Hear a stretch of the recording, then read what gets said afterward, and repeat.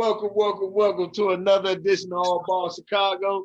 I'm your co-host, Robert Bobby Reed, and I got the legend, the NBA veteran, the McDonald All-American. Your host, Marcus, living in the building. What's up, Marcus? What's up, my beautiful house heads? And we got a special guest in here today. Single-handedly led a revolution back in the 80s, man, with the Hot Mix 5 back with B96. The king of house music. Yes, sir. Had me paint my one leg white, one leg blue with the house jacket on. Man, give it up for Farley, Jackmaster Funk, baby. What's up, Farley? Yes, Keep it up, baby. Yes, sir. WBMX, WGCI. They were my Latino boys down there on what was that? What station did you say that was? B96. I'm sorry, BMX. WBMX, my bad. BMX, baby. Not bad. That was back in 1980, man. That was a good time. Man, yes, it was a great time, man. Great time. I got yellow hair to prove it, baby. Yellow hair. For all my listeners out there, we got my main man, Farley, Jackmaster in the building, the king. Everybody everybody know back in the 80s, we used to listen to Farley. Back in the day, man. So Farley, man, I'm happy, man. I'm ecstatic, man. I've been listening to you, man, since I was a puppy, man. Listening to you in my headsets as I was getting ready to hoop.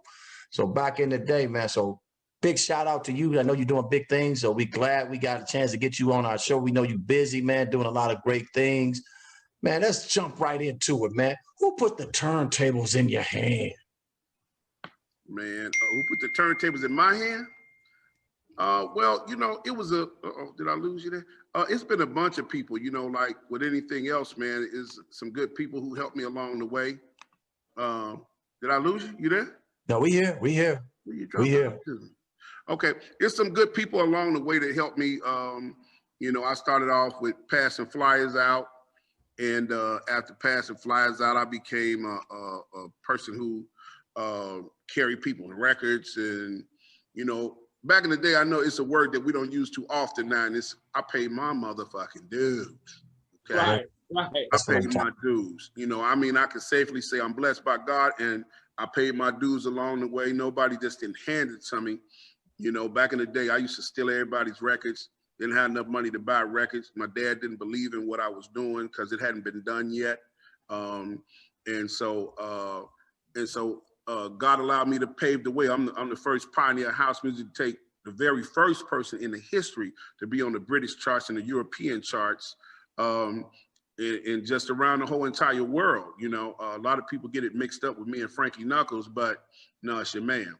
But it's like, so within all that, man, you know, I mean, like we all entertainers, and God, you know, put us all in a very special place.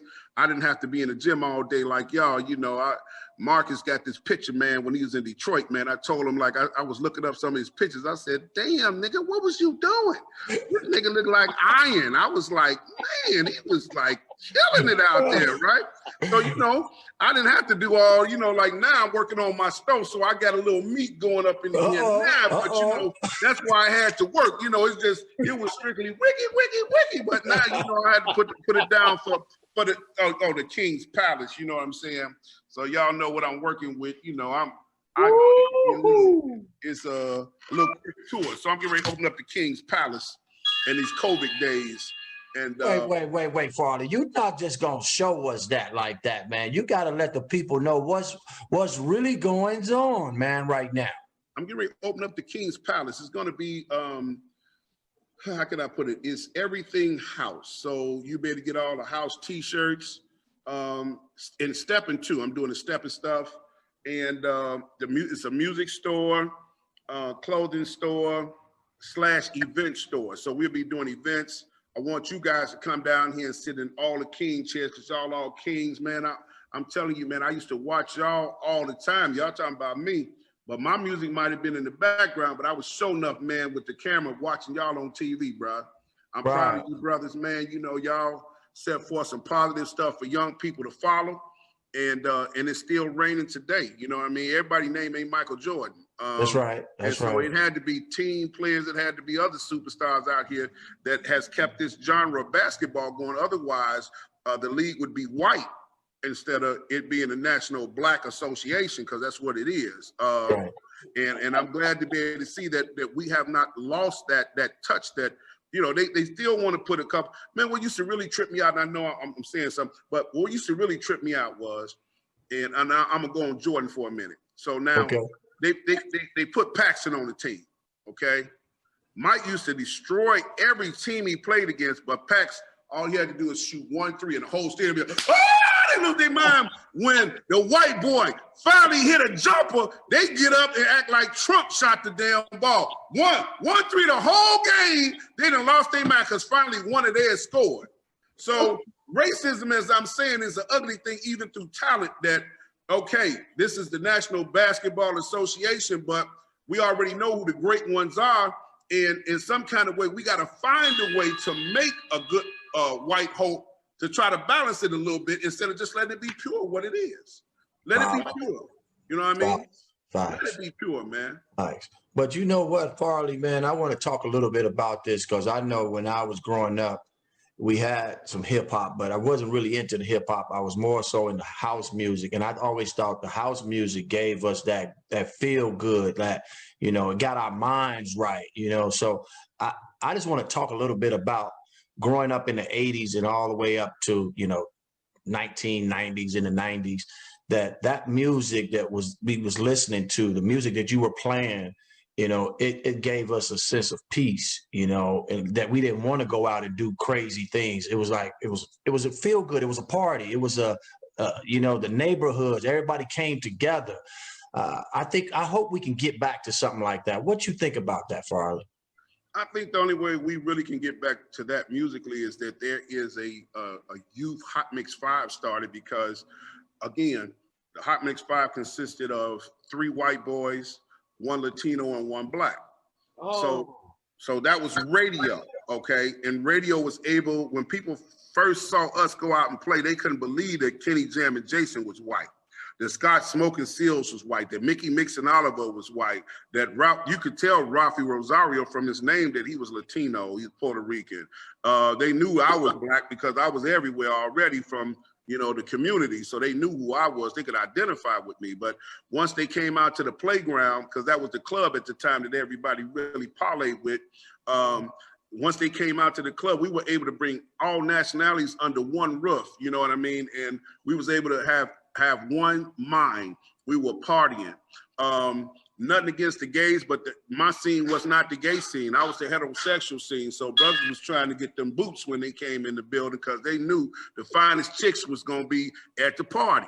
And then as people grew up and got a little bit older, then we started marching out of the playground and we started taking it to other places because it was now 21 and over and everybody could drink and everybody was, you know, what was the song then? Do-do-ba-doom-doom, I Can Make You Cry For Me. Now folks was like, man, you hearing these words from the hood, you know, cocaine speaking, and the hood was in the building, you know, it was everything. It was everything that the Black community was, but it wasn't no shooting. Right. As crazy as Scarface life wasn't no shooting at the house party. The only fights you really had was if you took somebody's broad, they was mad because they was digging on you. And then, of course, it did ensue with a few people going like, I know she ain't talking to you. You gonna do that in front of me? You know what I mean? Because you athletes ain't had no business at the parties towering over everybody walking in. There you go! There you go! There you go! Y'all interrupting the party. I don't give a damn if I was playing a good song. There you go! There you go! Here come the ballers in the building. The cheerleaders there, they already, there you go! There you go! So y'all had, man, y'all were the rock stars, man. You know, it's amazing you say that because this stuff intertwined with each other. It wasn't, I brought the music, but there was stars that came in the building, dude. When y'all came in, man, y'all unleashed some stuff that them girls was just, man, they ain't want to dance no more. I'm like, man, who's interrupting my damn party? I'm like, they was just jacking, you know, let no man put us under. They jacking out. I look over there, ain't nobody dancing. Why ain't they dancing? Y'all come in the building, stole my damn, hijacked the Jackmaster party. That used to be hilarious. Oh man, those were the good old days, though, man. I just hope, man. I hope and pray, man, that we can get that back. And now with you having your own spot now, I think we're gonna get some taste of some of that old flavor that we used to jam to back in the day. Yeah, I'm opening up I was blessed to trademark the House Music Museum and Hall of Fame. So I'm gonna have a school built within that I'm able to teach all races how to DJ, because I want it to be the melting pot. I want them to be able to come together because it means everything to me. I dated white women, so I mean, you know what I mean? I ain't got no racism bone in me. Can't say I'm not colorblind because your eyes see color. I got on pink damn glasses, so I know motherfucking colors now. So I ain't gonna tell that lie. But I also know that in this world, it's real. We all real. Black, white, brown, yellow, we all exist in this world and we need to coexist in this world. So music was the thing, entertainment was the thing that God gave us that always crosses these racial barriers. And once we know that and we can point to that thing, then guess what? We can make a difference, man. You know what I mean? Like y'all still making a difference, coaching these kids. Y'all don't care what color they are. If you can play ball, we gonna teach you how to play ball. It's important that we still use this thing as an outreach now that we're older. It's a little bit different. That's more of an outreach, and so we are reaching out to everybody and trying to keep this world turning. Right. Let me ask you a question, Leah. Go ahead. Like, okay, so you think about gangster rap and you hear NWA. But then when you hear house music, you hear Farley Key. Tell the truth, man. When you solo, do you get kind of like the big head a little bit? Man, you know what? I'm gonna be honest with you. I'm so removed from it because it's almost like this. I'm gonna say this about y'all. It's almost an expectation that because you've been living this life in this shell of a body for so long, it's an expectation you're gonna get that anyway. Right. So if I don't get it, it's crazy because it's like, and now that when I changed my hair to blonde, and I can't go in no damn room now without somebody saying, that's him. Now before, when it was brunette, black, whatever, no, they like, maybe that might, I'd have been on TV and everything else, and they didn't seen this. Man, it's crazy what happens in this city when I go somewhere now, and not with no kids. I mean, people who would know who I am. Kids don't give a damn. They like, some old nigga with some, they don't give a damn. They listen to they trap music. They don't care nothing about this. But 100, man, it's a joy that to have that gift and to be 58 years old and still rolling in what I love to do. And in no sense of slowing down in the things I'm doing. My body might be slowing down some, but in the things that I'm doing, they actually are, hitting the roof. It's no ceiling to it either. That's lovely. And that Farley shows the passion. Like, I think when people have passion of what they do, it lasts a very long time. They don't stop. Like, I love basketball. I'm truly passionate about it. I think I'm going to die on the court. That's my mentality. Like, I think that I'm actually going to die on the basketball court from me teaching or giving the knowledge back to the young generation. So I know you probably feel the same way about your music. Like, the house music is in you, is part of you, been part of you for a very long time. So it's gonna always be with you. So that's why you still here, doing that. I remember watching, I'm like, man, where the hell is Farley at now? Oh, he's in London. Oh, he's in Paris. Oh, he's over here. He's in Turkey. I mean, you were all over the world. Yeah, man. I had to leave my backyard and pioneer the thing. I didn't have to. It's a gift. You know what I mean? God gave it to me, and I sure wasn't gonna waste it. But I got a question for y'all though. Okay. What was y'all favorite top 3 house records? Ooh. Uh-oh. See, I want to put y'all on the spot. I knew y'all wasn't ready for that. Y'all always asking the question. I want to ask y'all, what was y'all top favorite? I like that. We're rocking down the house. Yes, sir. Don. Yeah. And then Godfather. Yes, sir. And not because that was you. It was, but then once I flipped over. Now I got King Farley. You have to switch it up now. Right. And then E.T. Y'all remember that song E.T.? What was that one though? What was that one song that follow me? Yeah, follow me. Yes, sir. Yes, sir. And I like Yep. that one too. Yeah. I like that one I'm too. hoping to see What a about? day with Remember that? all my people. Yeah, that was a joint. Man, I love that song. So that would probably be our Remember that? 3, man. Okay. Okay, but then I know y'all was in the House Nation. I know y'all House was in Nation, the yeah. Jack, my body. I know y'all. Yeah. Yeah, Jack, I know I body, put you on the Jack, spot, but body, it's so many so of many, them, you know. yeah. There's so many of them. And look, hey, Farley, I went to Mendel my first year, so you know I'm a house head to the Oh bone. man, I'm gonna take y'all on the tour of the Okay. of this one little VIP area over here and mess y'all up about this VIP area. Okay. And you're gonna reminisce just off of the name of the clubs. Farley is taking us on the tour of his spot. What's the name of it again? Can you see that? Let me get a little closer. See the name of that club? AKA's, remember that? AKA. Yeah, AKA. And the Sheba. Sheba Disco. Chick Rick. Oh, Chick wow. Rick. Lava Rod. Rods. Oh, wow. You got all them names up in there. Boy, the Hummingbird. Yeah, I remember those spots. Heroes. Farley, you clowning. You clowning. You COD. are clowning. You Now clowning. it's finna get real familiar. Whoa! Yeah, Bismarck Hotel. Yeah. Sawyers. Ooh. This probably wasn't y'all spot right here though. No, it wasn't. Yeah, I know. Make you clear your throat on that one, but here we go. The playground, the candy store, the definitely. Candy store. The warehouse, yeah. Oh yeah, the warehouse too. And what you say name of that school was? Mendel, baby. Yes, sir. The Power Planet. Ooh. And the music box. Yes, sir. Oh man, yes, sir. That's tight. When the Double Kings come up in the spot, I got you rolling like that, and the Double Kings over here. Another one over there. This is the King's Palace. We're gonna act a fool up in here. Man. Yes, sir.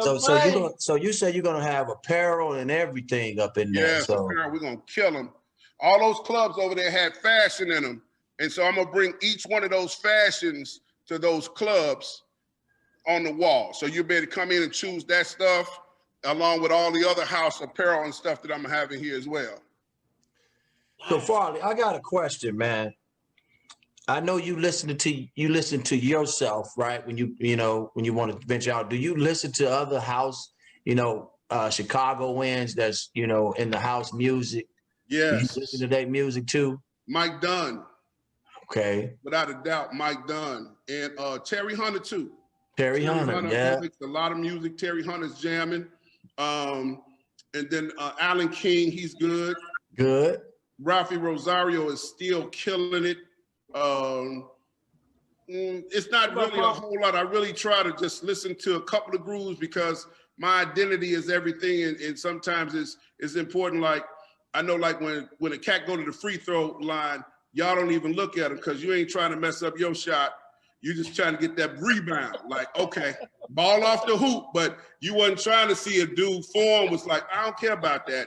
And if he put up a shot, I'm gonna block it, but I'm not really trying to check dude's shot out too much because I got my own on this. But I do listen to them, a couple of guys because they make music.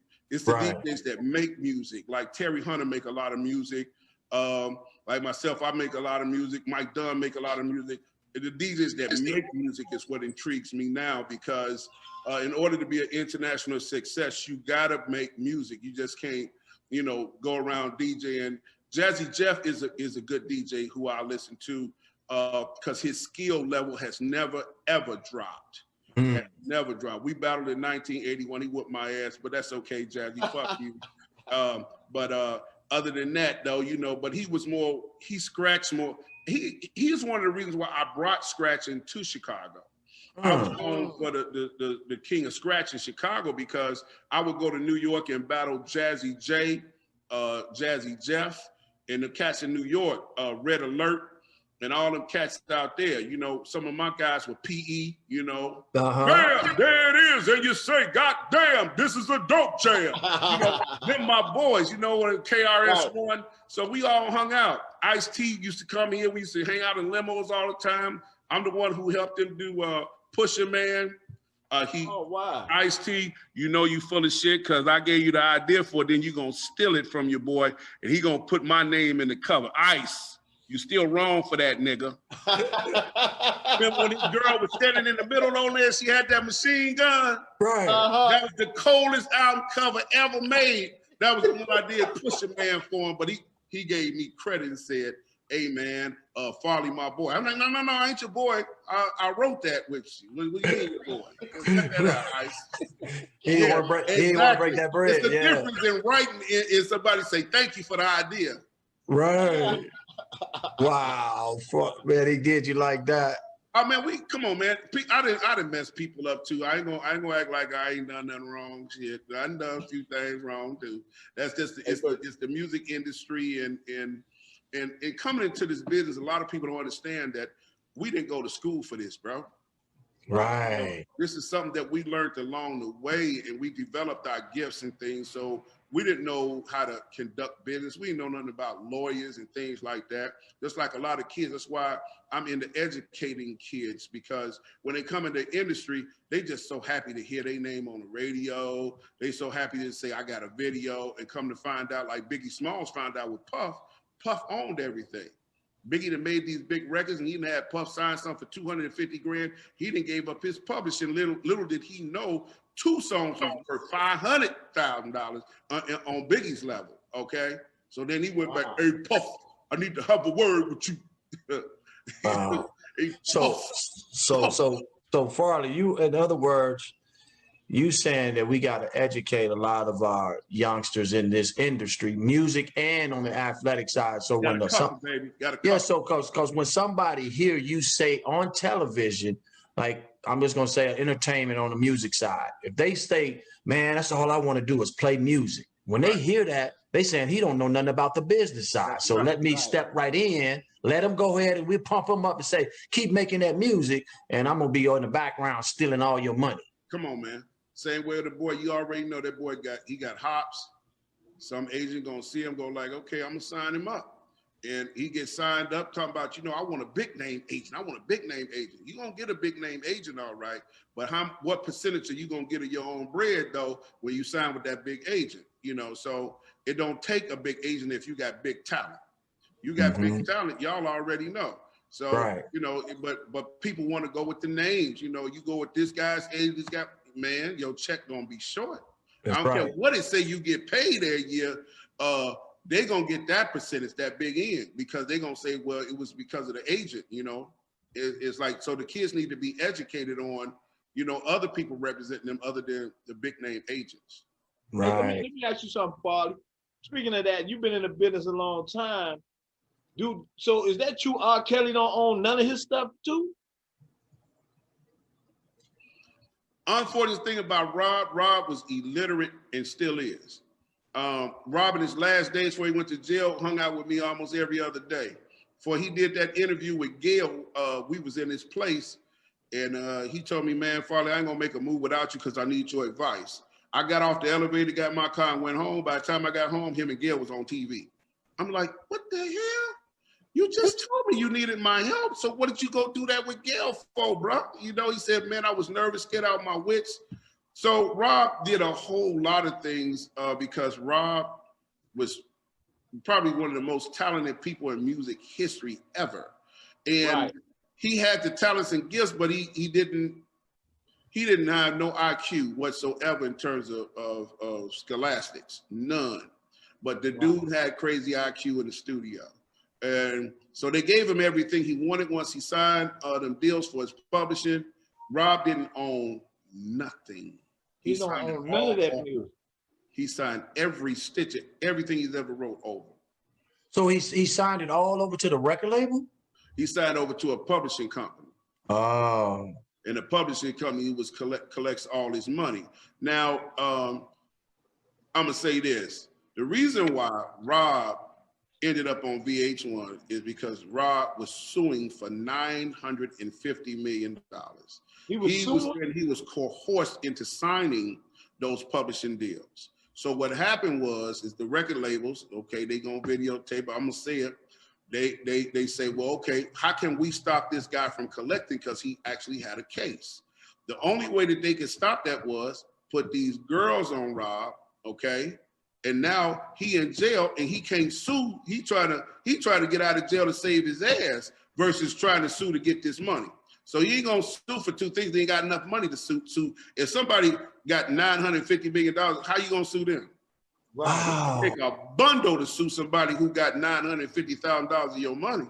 950 million. So he should have been a billionaire by now. Rob would have been a billionaire. Because the Rob would have been. Yes, he would have been one of the first musical billionaires, but unfortunately, this is how he got set up. Because he ran his mouth talking about what he gonna do instead of putting it into motion because, again, he had lost all his agents in the end because, you know, it's always something with, you know, Rob was a superstar. With most superstars, they got an attitude, a certain kind of way they act. Right. So he would fall out with people on the daily. So he fell out with his management, got rid of all of them. So now when it came down to putting the proper people in place so that they could go sue for his money, he done ran his mouth to the wrong people, say he finna sue him. And then guess what? They produced that series. That series popped up. As soon as he, okay, what's that record BDP Passe made? Real Bad Boys Move in Silence. Yeah. He didn't move in silence. He started running his damn mouth and booyah. Where's he at? Damn, man. That's where all these cases are coming from. I don't know whether guilty or innocent. I ain't gonna lift my hands on that one, but I'm gonna tell you this much. He didn't have no problem until he said he wanted his money. From the publishing, right? I remember that he was talking about that. His, man, $950 million. He was all set to sue for it. Damn. Man, that within itself is scandalous, man. That they'll do that to somebody. But like you said, if you don't know what's really going on and you out here singing and going to concerts and making this music and you sign over your publishing rights and now all of a sudden you feel that, man, I know what's going on. Let me get my publishing rights back and you guys owe me all this money. Right. You know? Yeah, he didn't even know he owned a trademark to his own name. I'm sitting there with him and I say, Rob, we need to trademark your name. He don't know how to do none of that because he can't read or write. So he said, well, Farley, man, you do it for me, man. I said, let me grab my computer and see what's happening. After me and Marcus, we talked about this before. Yeah. And I looked it up and I said, hey, man, your name already trademarked. He said, my name is trademarked already. That's how they was funneling his money because the lawyers trademarked his name. He didn't even know his name was trademarked. He owns his own name, but the person who trademarked it for him was using that and getting paid off of his name. Damn, man. It's always too late when you find out most of the time. I want to ask you another question. I found out Jay-Z sold all the masters of Kanye's music to get all the masters for his music to who was that? I forgot who they were signed with, but I heard Jay-Z sold all Kanye's masters. Wow. So Kanye don't own none of his masters. You didn't hear that? No, I didn't hear about that one. Yeah, Kanye was just on social media talking about, man, Jay, can we talk, man? You just sold all my masters, dog. Oh, you talking about all the masters that he produced for Jay? Yeah. Okay. No, they did together, basically all Kanye's music that he had with Jay-Z. Jay-Z sold them to the record label that they was with to get his back, to get Jay-Z's back. Well, you know, but here's the thing where, you know, here's a educated brother like Kanye is, he let it slip, you know, and between them, you know, they both battling each other, talking about who's the greatest of all time and all that shit. So it's gonna be some problems with them, you know, because it's the ego, you know, hip hop is an egotistical game, bro. Right. You know, like basketball, you gotta have some kind of ego in it, otherwise you wouldn't be able to play, you know. I tell people all the time, you know, they be talking about us on social media, be saying, how come DJs be hating it on each other? I said, let me explain it to you. It's the game of DJing. And the reason why it is when we kicking it at the greasy spoon and we eating grits and eating bacon, it's cool. But behind the turntables, I'm supposed to be the best that I can be, and you're supposed to let down because you DJing with Farley. I tell all the opening DJs who DJ before me, I say, do you. Don't worry about me. When I get on, I'm going to crash it. I'm going to kill it. I want you to do the same thing. I don't want you to dummy yourself down. So when, well, Farley sounds great because when he come in, these guys dummy they gift down. No, I want y'all to kill the crowd. So any bench player coming off the bench, people be lying their ass off in sports talking about, hey, he my boy. I don't want him to get injured or nothing. Man, you be like, man. Hey, look like his ankle. He ain't gonna make it, coach. Hey, coach, he ain't gonna make it. Man, you trying to get in the game, man. Man, screw all that. They can talk, it's a brotherhood with our team. Yeah, it's a brotherhood, but if you sitting on the bench, yeah, it's a brotherhood, but you heard to talk about next man up. Yeah, that's me, man. Next man up. Now look, when he come back from injury, he be like, he's supposed to get his starting position when he come back, right? Man, It ain't like you was trying to miss so he could get his spot back. That don't open up, man, you finna take it. And it's all the brothers that's on the same team. It's an unwritten rule to even talk about, right? Because everybody on one, yeah, I'm on the bench. On one, yeah, okay, on one, all right, coach. Hey, why you throw up them 4 shots, man? You know you weren't supposed to shoot. Why you ain't pass the ball, boy? If you passed, we could have got a better shot. Man, I know if I could score. I remember one year LeBron, man, pissed me off so bad, man. I wanted to break my TV. All right, y'all probably know it. J.R. Smith had hit 11 in a row. Okay. Ron got in the game. Give me the ball. Give you the ball. He just hit 11 in a row, right? Right. Ron froze him out. A minute and 30 seconds later, they took JR out the game because he had lit it up. And I was like, man, it's like with him, dude, I be so mad with him sometime, man, because we all know he want to be the GOAT. We know he want the stats. We know that. But, man, you don't show up in the 4th quarter, dude. Where you at? How your mama writes you a letter. You don't show up to class absent every 4th quarter. You don't do nothing. Okay? You got to be careful, man. Robert Reed loves LeBron James, man. Hey, man, come on. Let me set this thing back some in. Hey, man, LeBron James is a choker. That boy's a choker. Let me tell you something. He good all the way until the clock hit 0-0-0 after the 3rd quarter. 4th quarter, he pissed AD off. Did you see the game? I think it was game 3. He pissed AD off.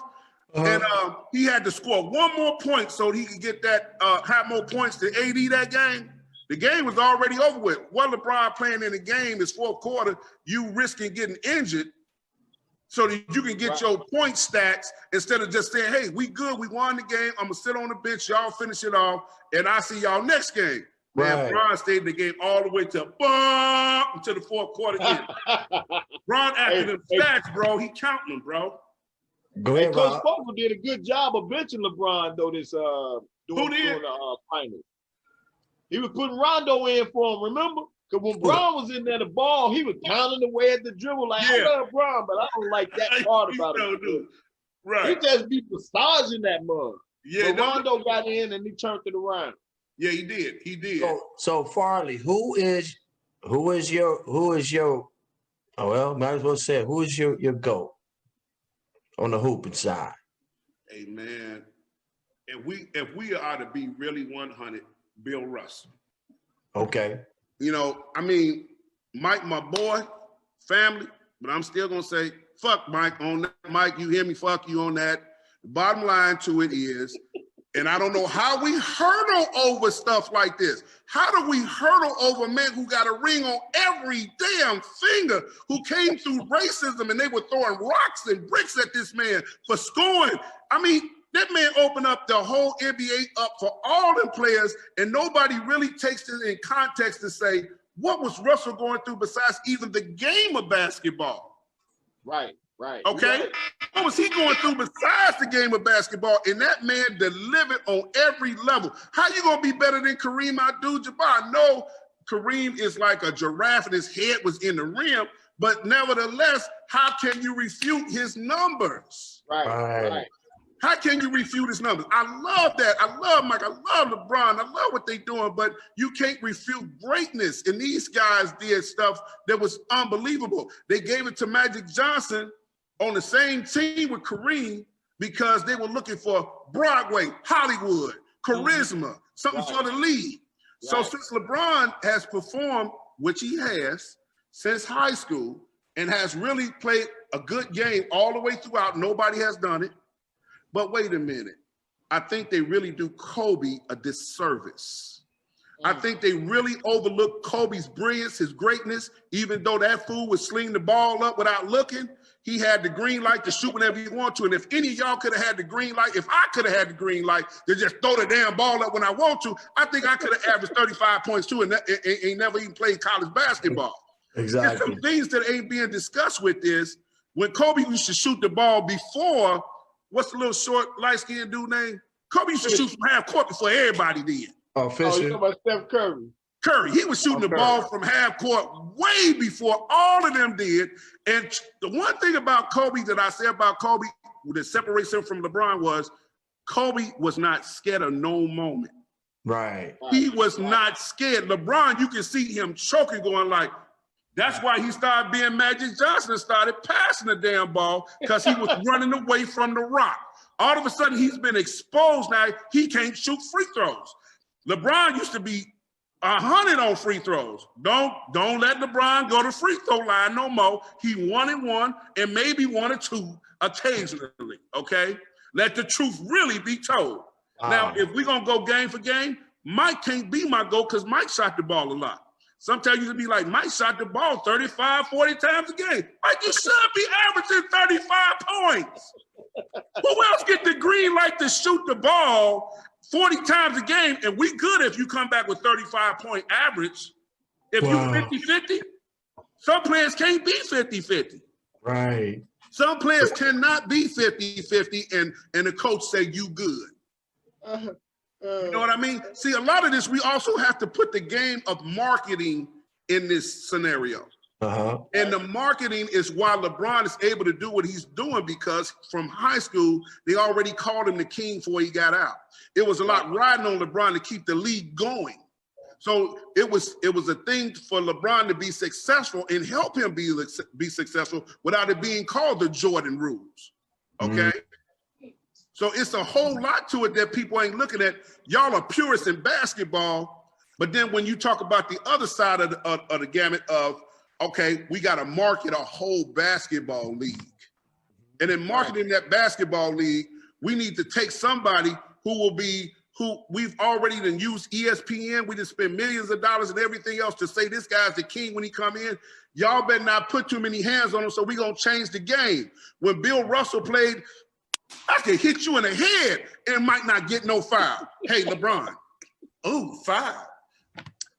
Uh-oh. We might as well have that playing. What game are we playing?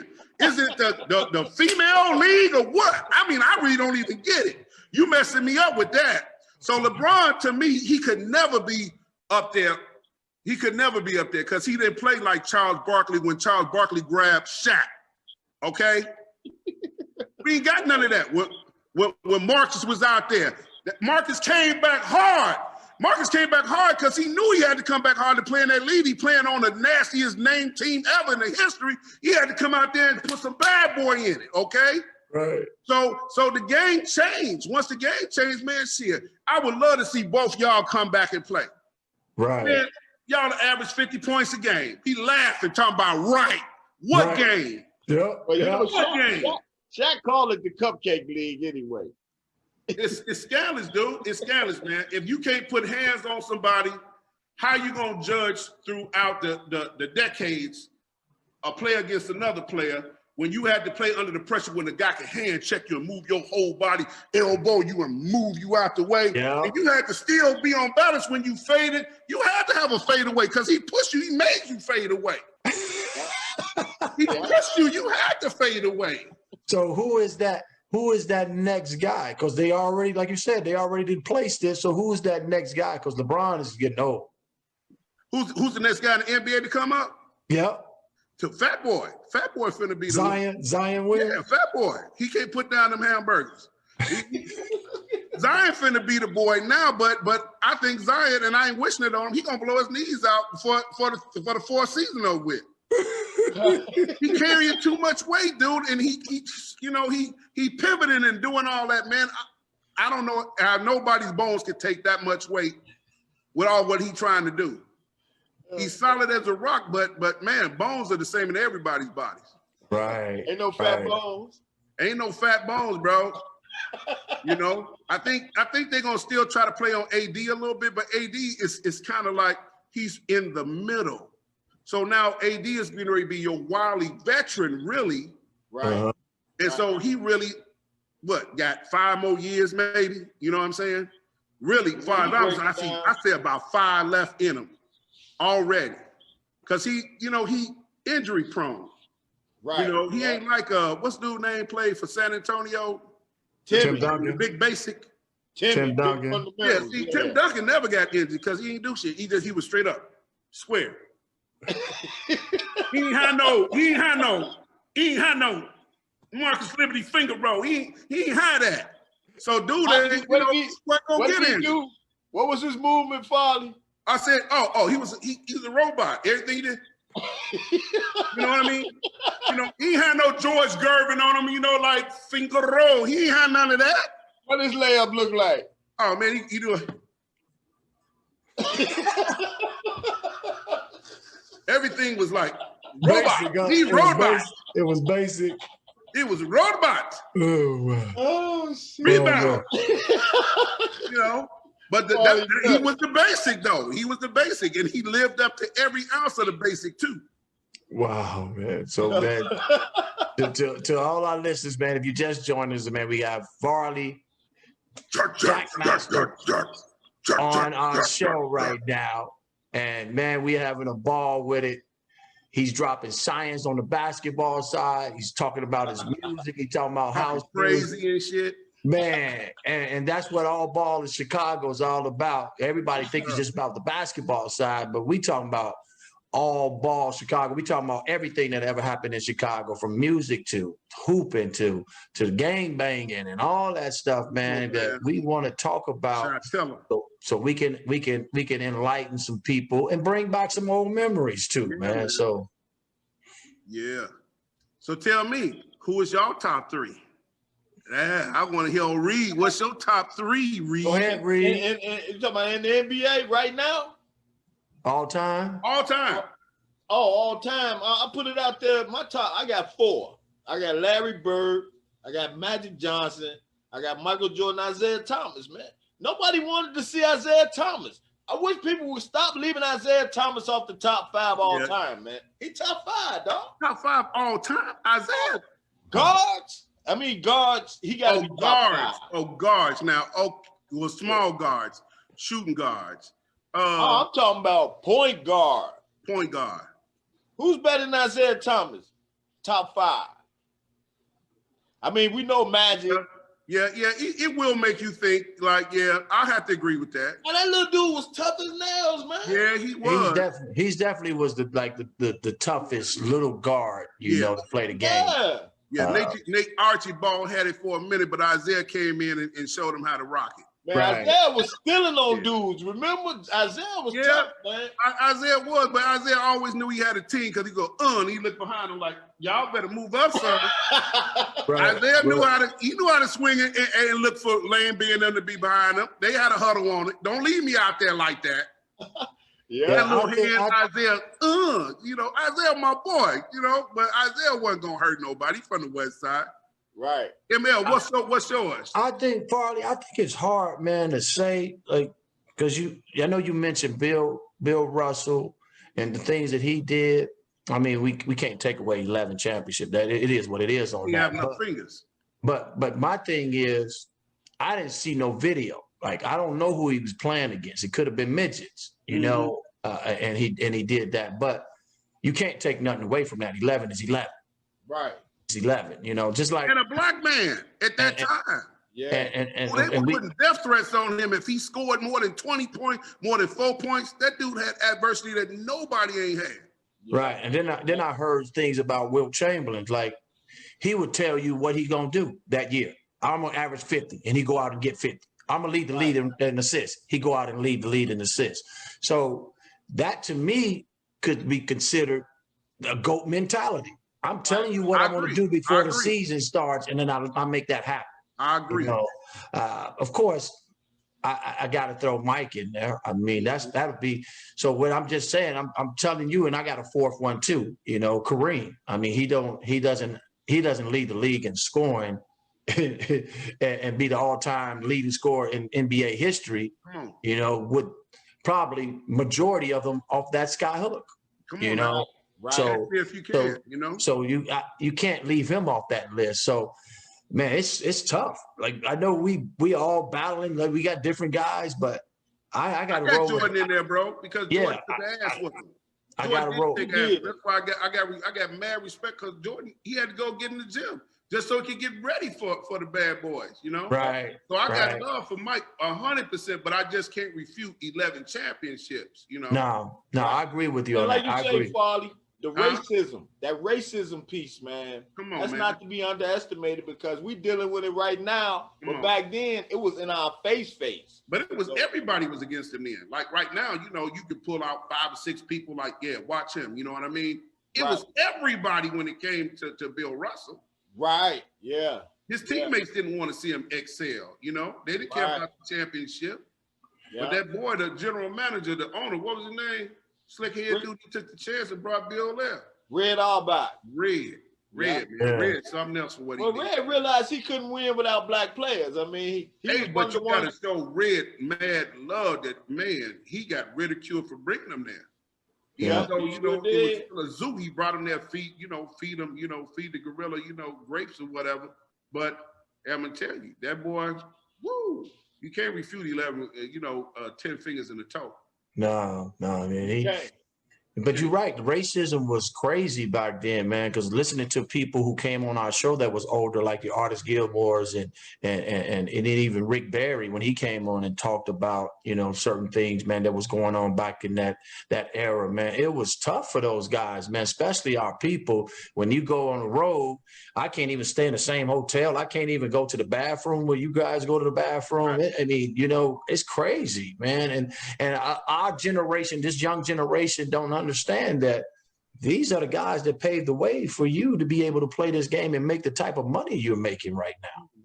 It's a shame too, because with all they went through, some of them didn't make $7,500 in a year. Exactly. $7,500. Some of them, they loved the game of basketball so much they could have went and got a regular job and made that. But no, they wanted to play ball. They knew they was here for a purpose and a reason.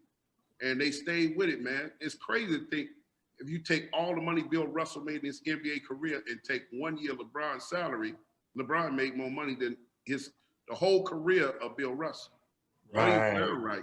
But we know that, it all evolved though, everything. You figure LeBron probably make that in 1 week though. Yeah, because I heard he get like $400,000 off of every post he do on Instagram. That's right.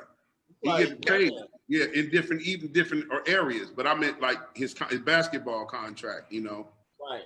Like the former DJs that was before me, like 5 years before me, they wasn't getting the money we were getting. And now the DJs, superstar DJs, is getting $1 million a night. $1 million. None of us getting it. They all white DJs, but they getting $1.5 million a night. That's crazy, Farley. They're getting $1.5 million a night. Yes, sir. Ooh. So in order for us to get paid, because I'm older, I'm not really reaching no kids. See, because we also got to understand that that's the young people's market. I have to throw the festivals. That's how we make the money now. We be very smart about it. You put on the basketball events as opposed to, letting somebody hire you. You create your own avenue. So when you understand the business, you say, well, I know how I'm going to carve mine out right now. I know how to create events for. I right now can tell you, Marcus, I drive your ass crazy with idea. Yeah. Okay, he about to put his hair out, talk to me one day. He's like, okay, Farley, enough. Damn. Another idea. But it's a market out here for the kids. It's a market for everything to create and make this kind of money off without it even being a league.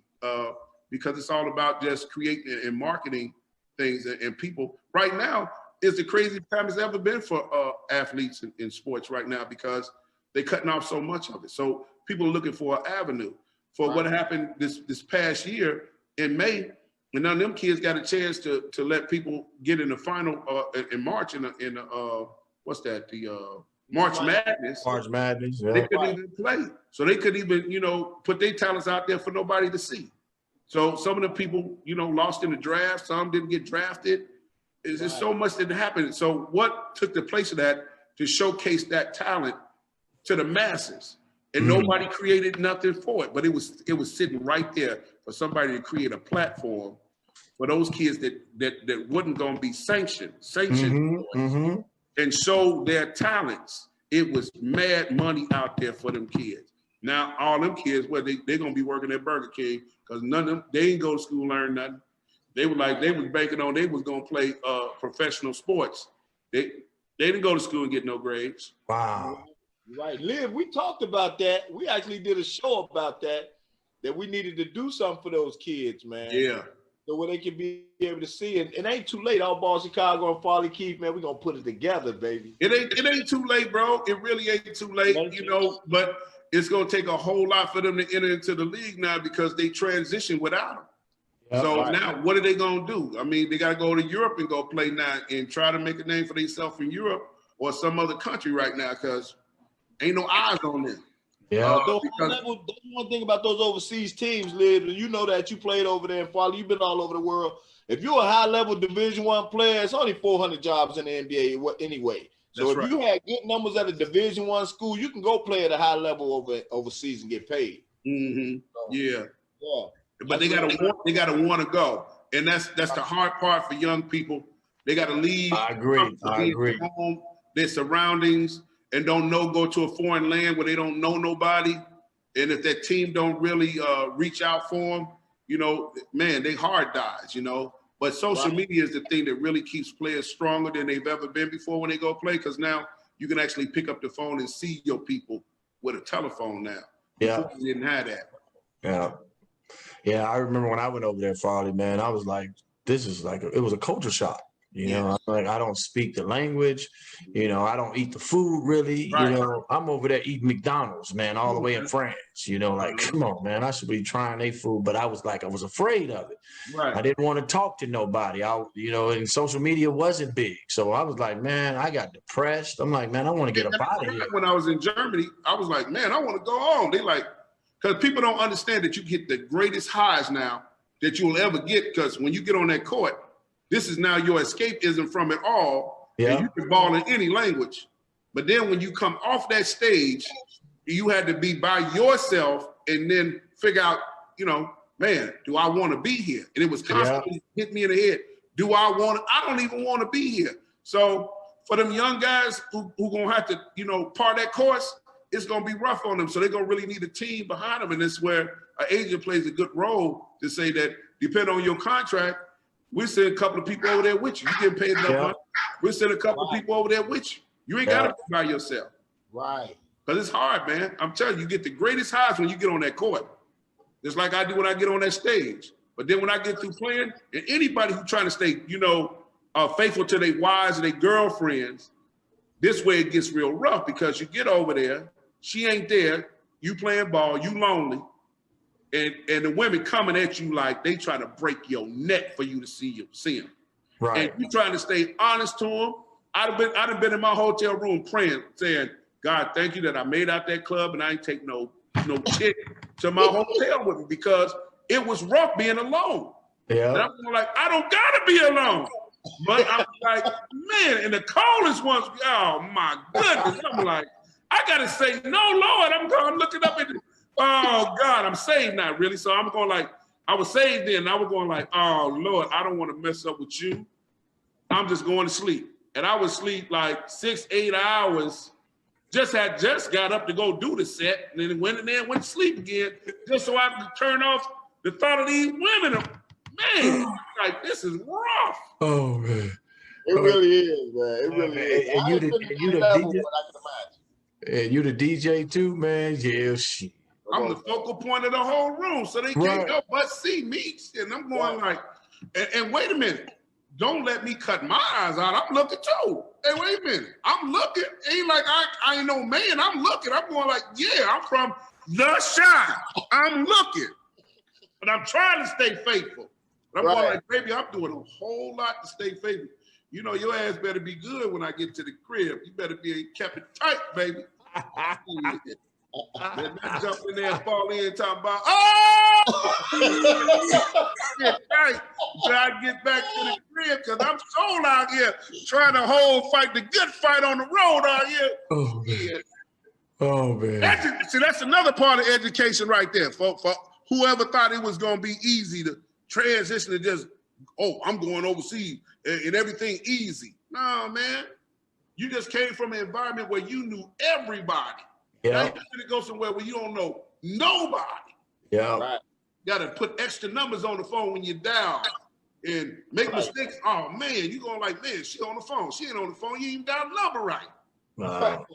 And I agree with you all wholeheartedly on that, man. So everybody thinks it's easy, too. They say, well, man, you can go overseas and, man, you're going to make this money, man, and this and that. And you're like, man, I'm going into a whole nother world, man. It's like a whole nother world. Yep. You know? So I agree with you on that, man, 100.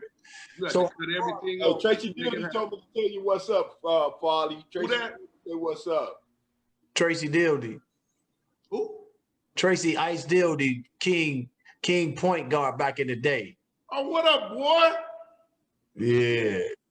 So King boys was something else. Yeah, man. Didn't Garnett go to King? No, he Farragut. Farragut. That's what it was. Farragut. Yeah, Farragut. So who was your squad though, Farley, back in the 80s, man? Who was your high school? What high school you used to like want to watch get down on that court, man, before we let you get up out of here? Well, I went to Calumet, Kenny Arnold. You know, that's my man.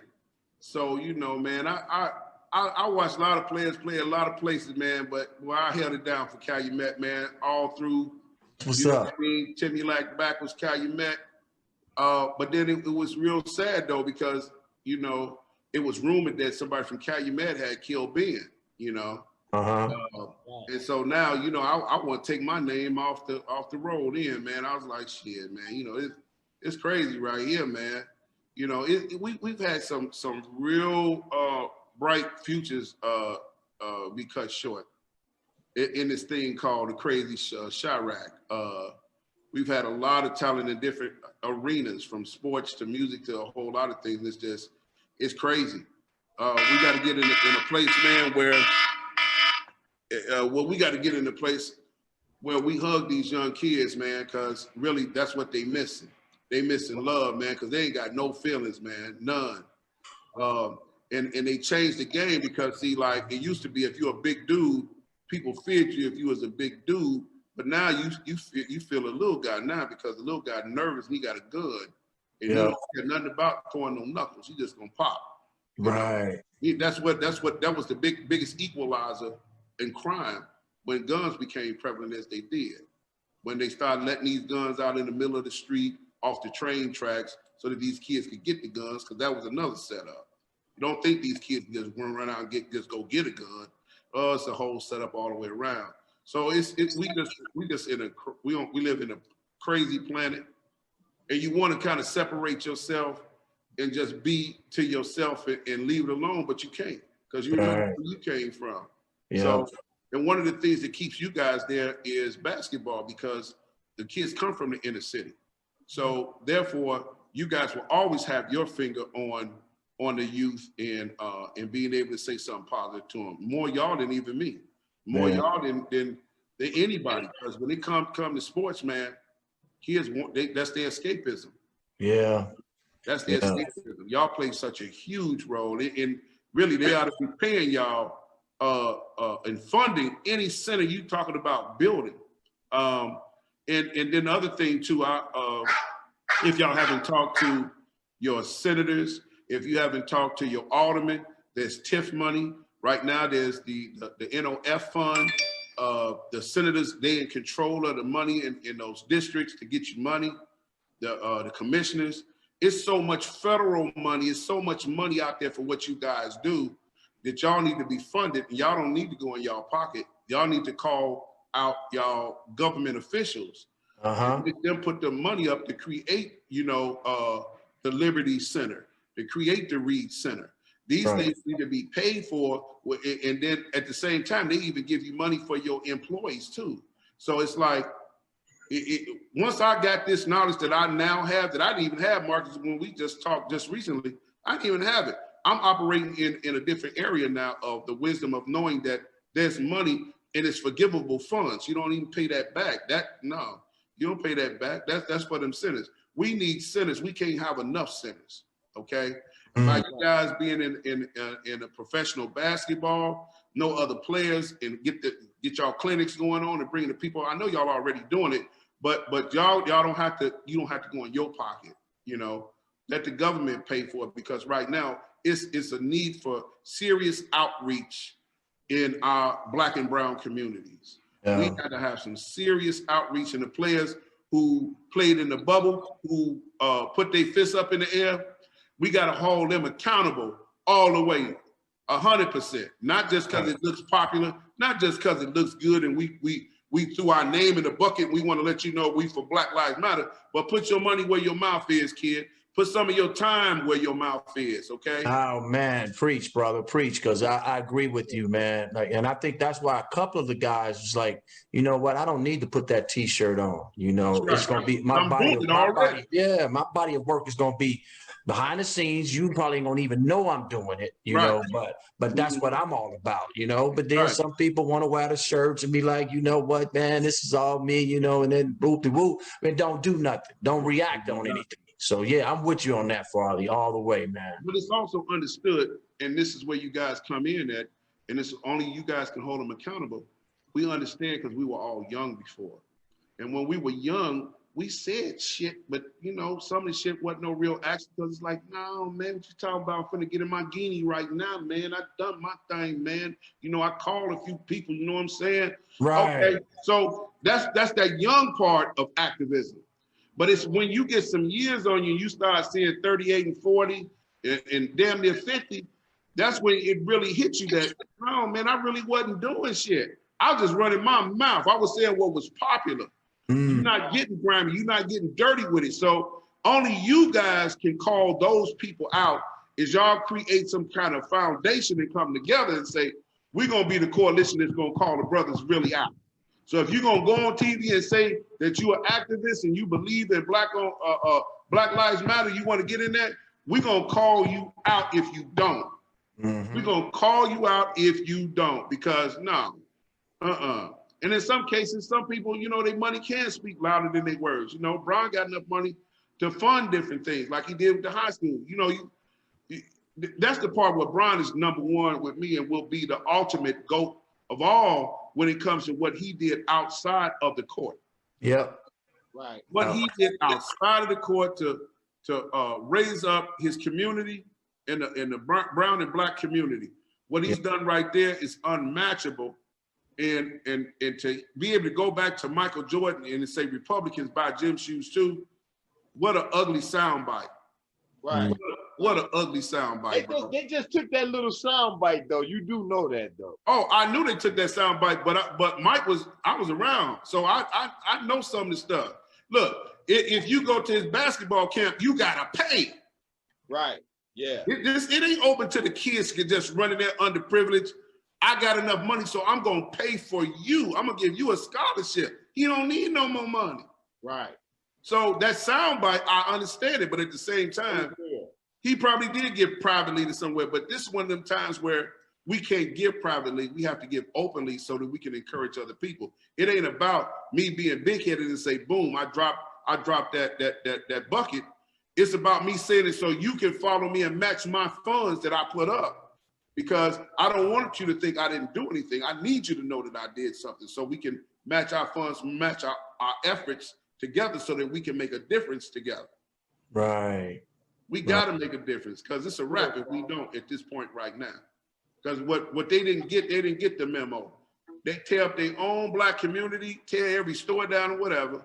So what does that mean? That means that ain't no tax dollars now being spent in the Black and brown community, because we tore up all the grocery stores. So ain't no money being spent. so ain't no taxes going nowhere, right? So we got a major issue there.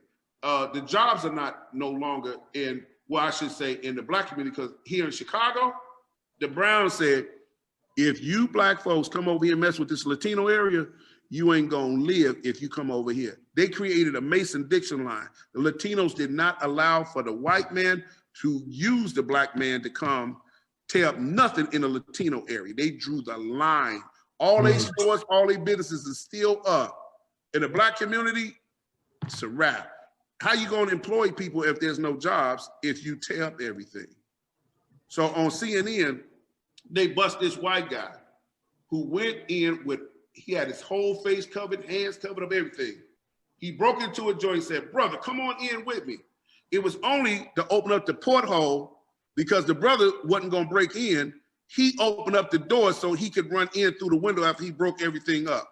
And that's what they started doing. They started coming into the community where, I ain't saying that blacks didn't do it because they did enough on their own.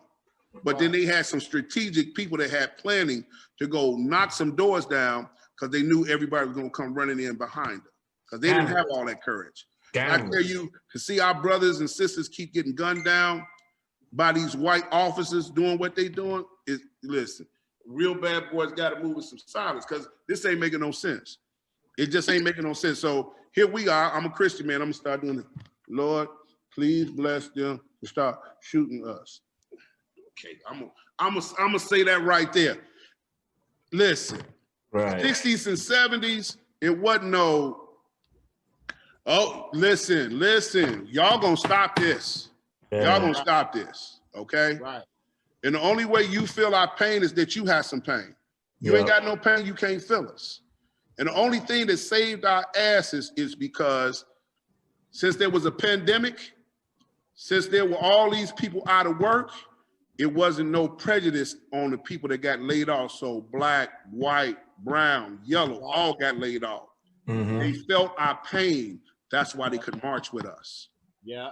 When they had theirs and their jobs wasn't being affected in no kind of way, all them black folks, they always crying the black card. They always crying the black card. When them folks lost their stuff, they start coupling arms with us and marching with us like, wait a minute, I didn't want to march today. You're going to march with us. We got you. We're going to march with you. Yeah, y'all feeling our pain now. And it's what we've been going through. They felt our pain, Farley. Huh? I believe this is the first time that they really felt our pain. It's the first time ever. I agree, bro. I agree. We already know there's poor black people, there's poor white people. We already know that they are in the earth.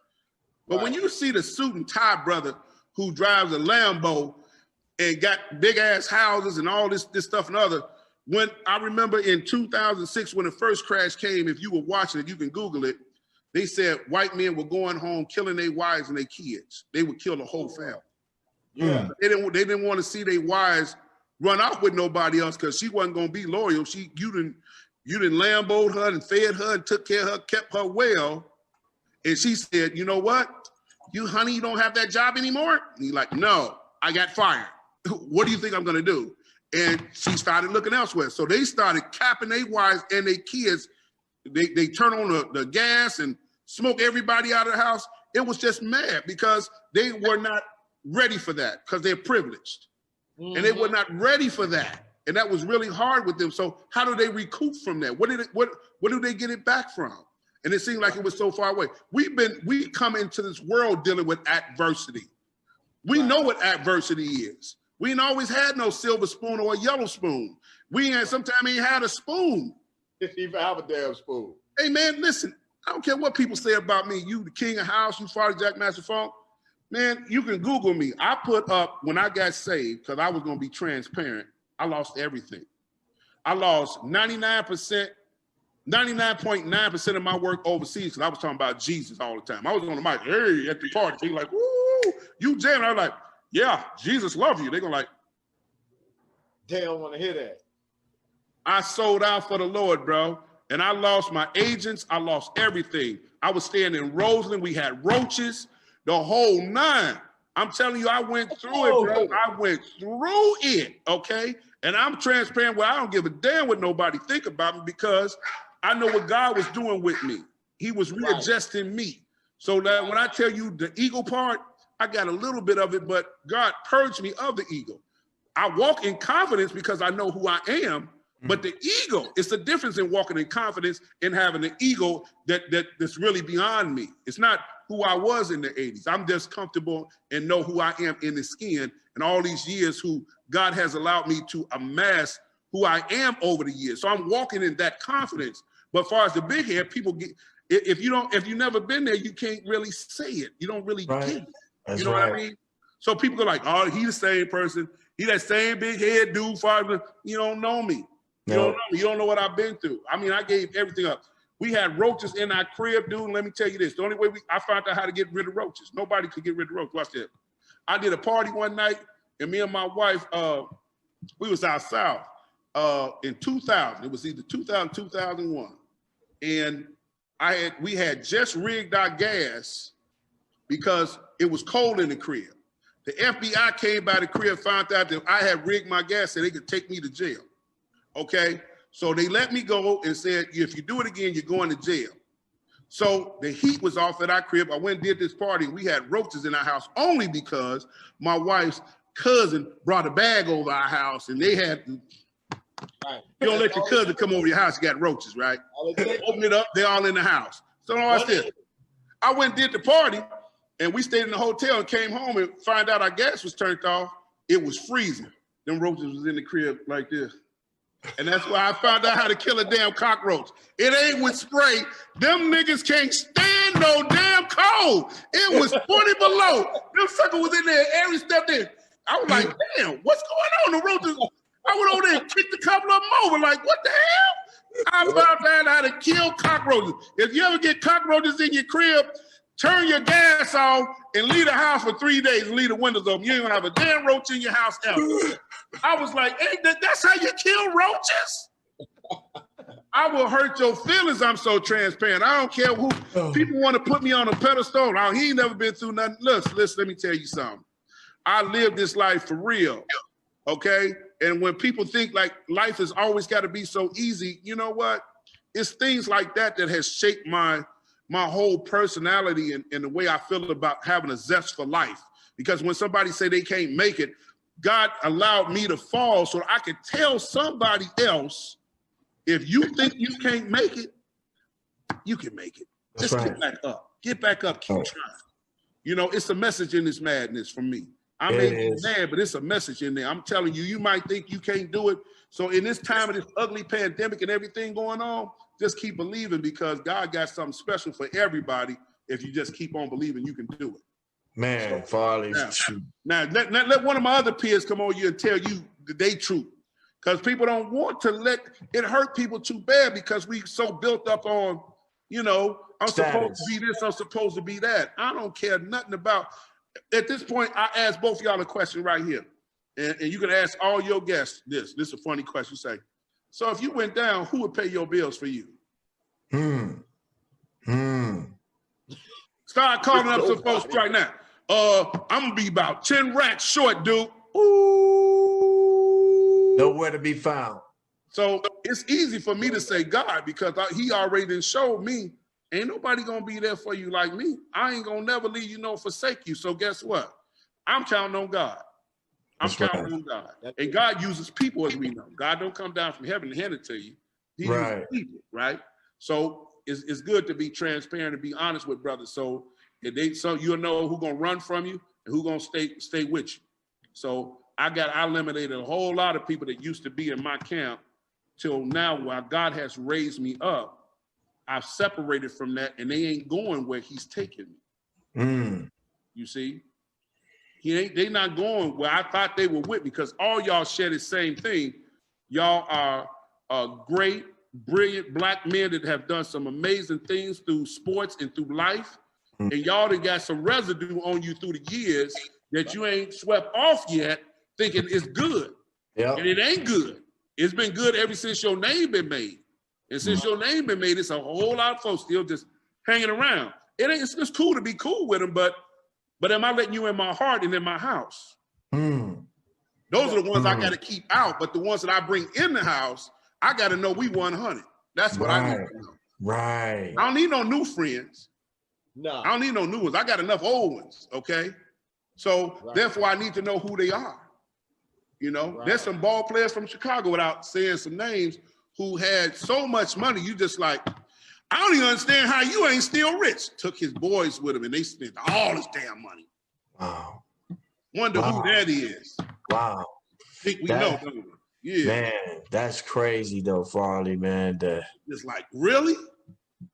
How you gonna take your boys with you? And that's what plagues you brothers more than anybody. You brothers who play ball, and you got to take somebody with you, and you feel you got to take somebody with you. Otherwise, you know, I didn't come up over here and I didn't take my boys with me. But how my boys really gonna hire me when they really with me? Do you really got my back? That's LeBron James again. His GOAT ain't on the court. His GOAT is off the court. He brought his brothers with him. Right. Found somebody and just molded them. Yeah. You see what I'm saying? His success off the court is due to the people who he molded to take along with him. Mm. Amazing. And all of them, boy. Yeah, you're right, man. So it's who you circulate yourself with. Who gonna bring you up? Don't meet somebody to bring you down. Meet somebody to bring you up. We can do this all day. And I'm right there while we doing that, but I need some people who we gonna lift each other up, and we gonna be able to work together. And ain't no big I's and small T's, but if there are some big I's and some big T's, accept that's who I am. Don't hate because I am. I'm gonna bring you with me. But some people you bring with you, they can't accept that you got greatness in you, and you start going like, I know my man ain't hating on me. That's the guy I brought here with me. Yeah. Right. And it's so hard to be aware of that because they put on this face like, yeah, my man. And you'll find out everybody ain't for you, dude. Those are the hardest ones. Man. Those are the hardest ones, though. Those guys. are the hardest ones, bro. Because they stick around, man. They want to be around you, man, when you DJing and you doing all this stuff. And the minute you fall, the minute you slip, man. I told you he wouldn't go. I told you. See, I told you. Yeah. And that's the same thing. I've been blessed with a good wife. You know, I've really been blessed with a good wife. And for me, we lean on each other, and I make sure I put all this weight on her ass because she gonna have to hold. I'm training her ass every day. I'm putting all this weight on your ass because I want to lean it all on your ass. And you better lean all your ass on me. Better lean all that ass on me anyway. But yeah, it's got to be us, and then I can then build from there. Okay, because a lot of guys, like if for me, I really don't rock in the area of my wife making my decisions, but I need my wife to be strong for me. That's right. Okay, that's right. Because I am the vocal point of Farley, not her. Right. So in that stardom, I need you to get the back.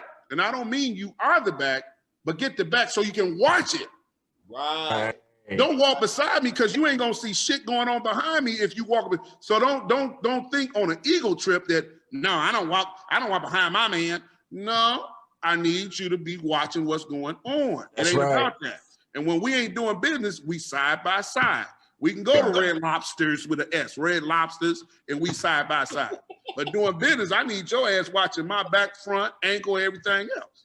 And that's what's up. That's what's up. I ain't gonna be like your boy Doug Chrissy running down the court. You know that was to his bride, right? Remember Doug Chrissy? He hit a shot. You're like, I'm like, this old punk. He gotta acknowledge his wife when he hit a jumper. I said, man, where you get this boy from, Doug Chrissy? I thought he was giving honor to God when he take a shot. Like, yeah, Lord, thank you, Lord. He was like, yeah, baby. I was like, that ended up ending his career. That right there, his woman being possessive. And they ain't together no more. And you know, that's some crazy stuff, man. When you do that, then ain't together no more. They're not together no more? Man, they broke up 15 times, man. Wow. In the public, they say they together, but they didn't rock and broke. Wow. Wow, Farley, I'm gonna say this, man. You gave us another good one, man. I mean, really. Thanks for having me, man. I want to end with this, man, because you're doing some big things. So, when can we expect your new spot, your joint, your museum and all to be open to the public? Well, the store will be open close to Thanksgiving. Black Friday, I'll be closed because I ain't giving away nothing free. And then the museum, it looks like we're pretty marked for next year, late in the year. The funds are being, what do you call it? We're dealing with the funding right now, and we are half-inch away from getting the remaining funding that we're going to need for it. So I would say we'll be breaking ground in 2022, if not late 2021. Okay. And I can't tell you where because, you know, there's a lot of people keep up with Farley and they don't need to go over there and start pulling up the grass with cows before I can start, you know, planting bricks over there. Y'all about to see it. God done it. It's about to come to fruition. I've been talking about the House Music Museum and Hall of Fame now for about 4 years. And it takes time. And I never knew because I've never done business on that level before. You know, being a DJ, a producer, this is a different kind. I had to re-educate myself on everything because you when you're going into bigger business, you got to educate yourself on it. You know, and I'm depending on other people to come through on my board and things of that nature. You know? So it ain't just me. You know, so it's a lot. It's a lot, bro. Well, Farley, I want to, before you go, man, when you showing people around up in there, I got the world's first social distance device right here. It's called the Culture. So, you know what I'm saying? It's a waist amplifier, wireless headset. So when you showing people around your museum, they can hear you, man. You can amplify your voice, man. You ain't got. What's that, man? Hold that up again. What's that? Called the Culture, man. It's the world's first social distance device, man. I'm the creator of this right here. So get up with me, man. Oh, I am gonna get up with you. Shoot, man, let's go. Yeah, man, get up with me, man, because you don't want people close to you. Oh no, I really don't. Sometimes I don't even want my wife close to me, but there's some things we got to do. You know what I mean? So you got to get a little close. I mean, not too close. That mean I ain't working with nothing. But you know what I'm saying? You got to get close enough. You know what I'm saying? Oh man! Now this is how it started. I'm on here with Marcus Liberty and my man Rob Reed. You'll never be the same because you play those silly games, and yet I want that girl because there's some hoes in this house. No, I'm just joking. I beat that bitch with a bat. No, we have the legend. The legend. The legend in the building. Man, we enjoyed it, Farley. Man, I appreciate you coming on Chicago ABC. Did you know Say it again? ABC? Say it again. All Ball Chicago ABC. You watch the station ABC. Yes, sir. And we got the legend. We got the NBA veteran, the McDonald's All-American. Your host Marcus Liberty in the building and Farley. Hey man, all you need to do is hook up with T-Pain now. T-Pain. You can put some T-Pain on there too and do that. Man, that could be part 2, bro. Yes, sir. Yes, sir. That's cold. Thanks, man. Farley, enjoy your night, man, because I know you are a night owl, man. Yes. I'm a night owl. I'm gonna be right here. Man. I ain't going nowhere. The kingdom, baby. What's the square feet on that? I am 5,500 square feet up top, bottom level. I'm working on 3,500 in the basement. Man, my man. Yes, sir. Man. So we're going to do All Ball Chicago from here. We got to set the date so we can make it happen. That's right. We need enough kings in here. We're going to put a king in every chair and a microphone. We're going to act up and zoom it out, baby. That's right. Let's do it. Let me know the date. I'll put it in the books. Let's go. All right. I got it's all on the statue, man. I'm already here in Chicago. It's on the statue. Well, come on in, man. You're going to talk from your thing. From whatever chair you in, you're going to talk from there, boy. First social distance microphone. Let's go to work. Yes, all right, Farley, my man. Love you, bro. Love y'all both. Farley.